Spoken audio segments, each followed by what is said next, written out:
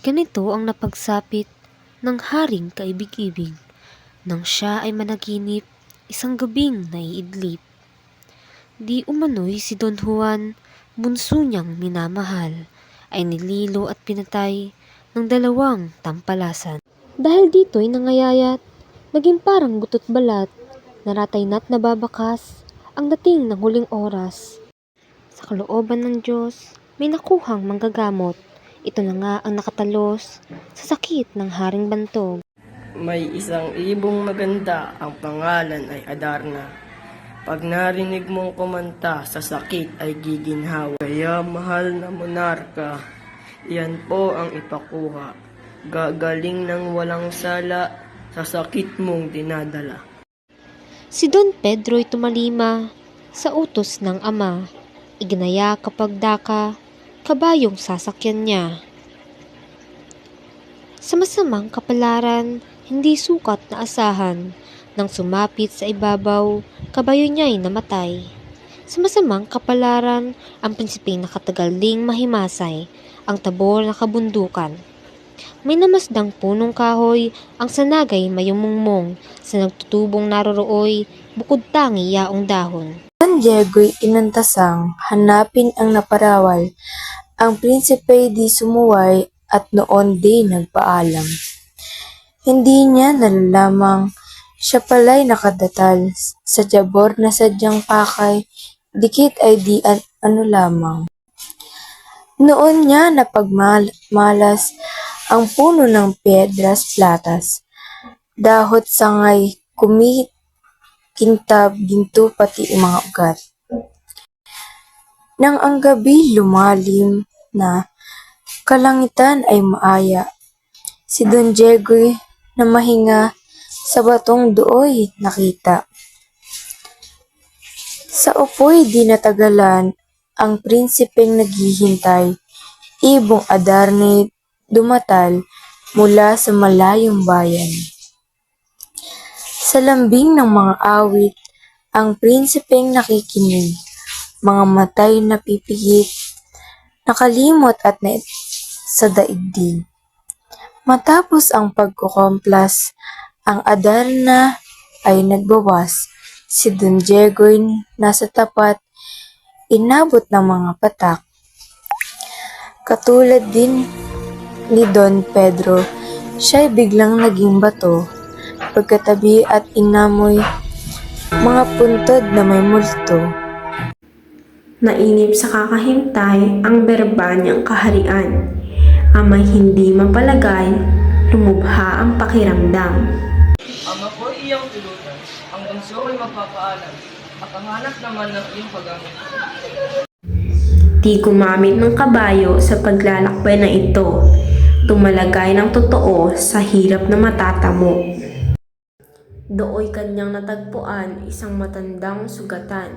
Sa hirap na tinataglay, lalambot pusong bakal. Sa lalagyan tinukot na yaong tinapay na dala, inabot ng masaya sa matandang nagdurusa. Mulit-muling papapasalamat ang masayang binibigkas, at sa nais makabayan sa prinsipe naghayag. Kaya ngayon ang bilin ko ay itanim sa puso mo. Mag-ingat kang totoo at nang di ka maging bato. Sa puok na natatanaw ay may kahoy kang daratnan. Dikit ay di lamang kawining-wining tignan. Tuoy huwag kang titigil at sa ganday mahumaling, sapagkat mararating ang buhay mong magmamaliw. Sa ibabay tumanaw ka, may bahay na makikita, at naroroong tao'y siyang magtuturo sa Adarna. Yumao na si Don Juan sa tabor na kabuntukan, nang maagang maabangan yaong ibong kanyang pakay. Ngunit hindi natagalan sa ganitong paghihintay at kanya nang natanawan ang Adarna'y dumaratal. Pagkalapag ay naghusay ng kanyang buong katawan. Ang pagkantay sinimulan, tinig ay pinag-inam. Natukso ng matulog si Don Juan nanunubok. Ang labaha ay dinukot at ang palad ay binusbos. Lamang ngumiti sa balat, pinigaanan ng daya. Ang hapdi halos umiyak, dugo'y bumukal susugat. Ang ibon ay nagbawas na, ugali pagtulong niya. Ang prinsipeng nakakita ay umilag kapag daka. Agad niyang sinunggaban, sa paa ay biglang tinagnan, at ginapos ng matibay ng sintas ng gintong lantay. Punin mo ng tubig iyat ang dalawang batoy, magsilitaw ang dalawang iyong mahal. Si Don Juan ay sumalok ng tubig na inuutos, at sa batong nakapuntod, dahan-dahan ibinuhos.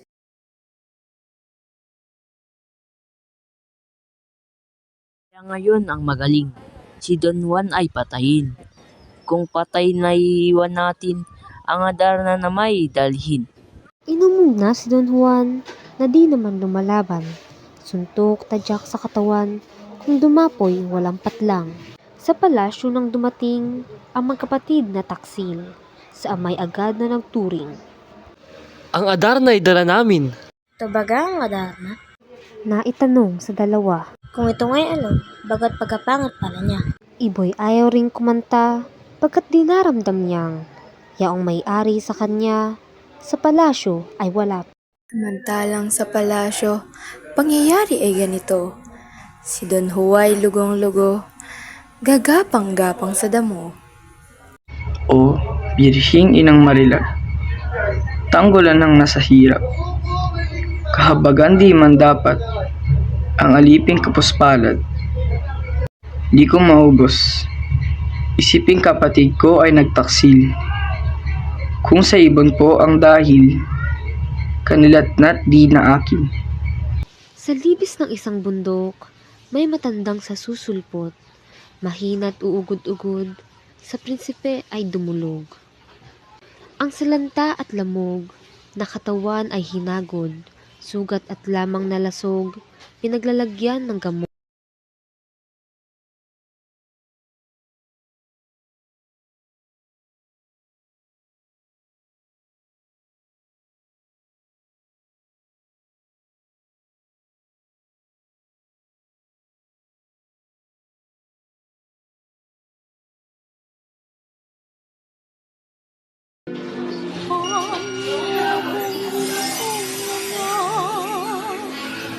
Matis ng madlang hirap, kamatayan ay hinala, sutos mo 70 seconds, 80 seconds, 81, 82, 83, 54, 55, 26, 27, 28, 29, 30, 31, 32, 33, 34, 35, 36, 37, 38, 89, 40, 41, 42, 43, 44, 45, 46, 47, 48, 49, 50, 51, 52, 53, 54, 55, 56, 57, 58, 59, 60, 61, 68, 64, 65,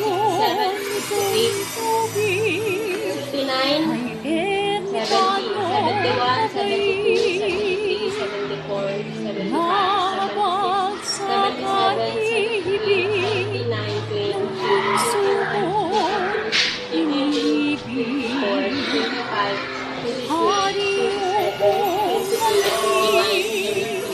77, 78,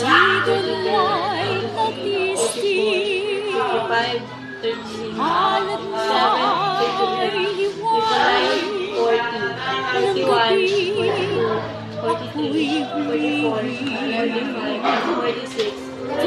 24, 25, 10 seconds left.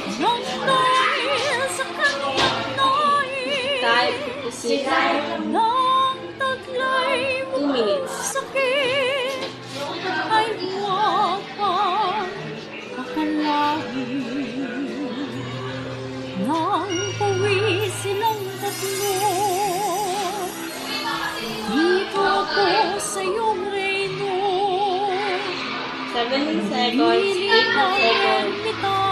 21, 22, 23, 24, 25, 26, 27, 28, 29, 30, 31, 32, 33, 34, 35, 36, 37, 38, 39, 40, 41, 42, 43, 44, 45, 46, 47, 48, 49, 50, 51, 52, 53, 54, 55, 56, 57, 58, 59, 60, 61, 62, 63, 64, 65, 67, 68, 69, 70, 71, 72, 73, 74, 75, 76, 77, 78, 79, 80,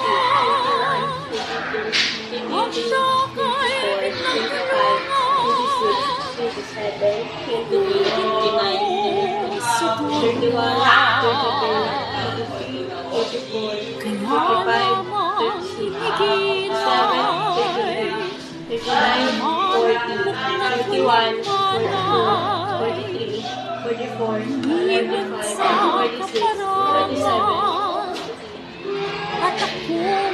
10 seconds left. Time, 56, 2 minutes. Sa prinsipe ay tumulong ang isang ugot-ugot na matandang manggagamot. 7 seconds, 8 seconds, 21, 22, 23, 24, 25, 26, 27, 28, 29, 30, 31, 32, 33, 34, 35, 36, 37, 38, 39, 40, 41, 42, 43, 44, 45, 46, 47, 48, 49, 50, 51, 52, 53, 54, 55, 56, 57, 58, 59, 60, 61, 62, 63, 64, 65, 67, 68, 69, 70, 71, 72, 73, 74, 75, 76, 77, 78, 79, 20, 21, 22, 23, 24, 25, 26, 27, 28, 29, 30, 31, 32,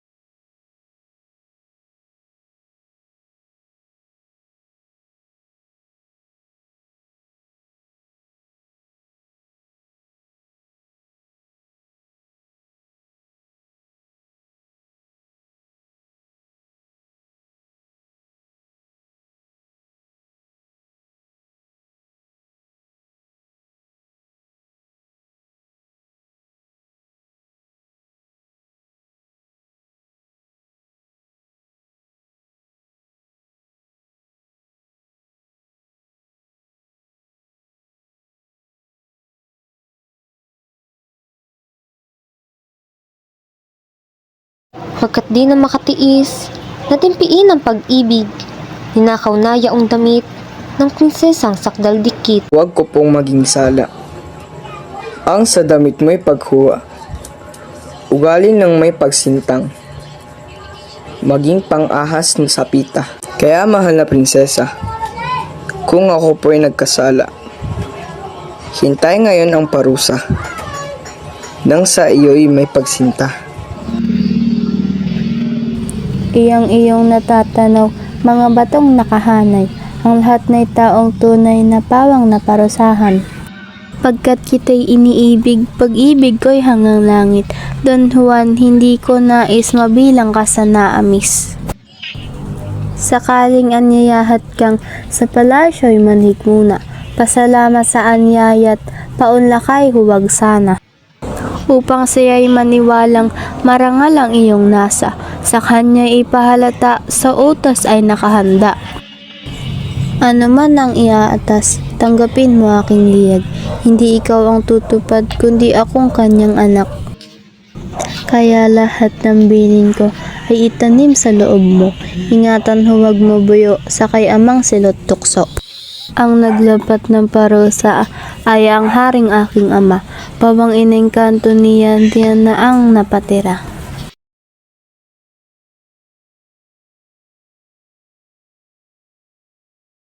Datapwat si Doña Maria ay nagkusang magpauna na nagsabing bayaan ng si Don Pedro ang magmana.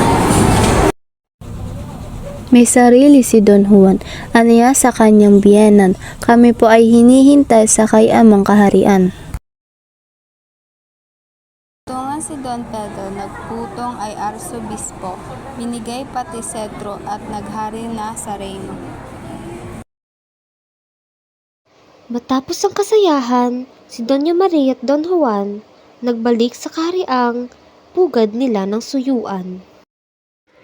Dinatnan ang kahariay nasa ibang mga kamay. Ang kapatid at magulang ay wala na't nagsipanaw. Ang lahat na'y kumilala sa nagbalik na prinsesa.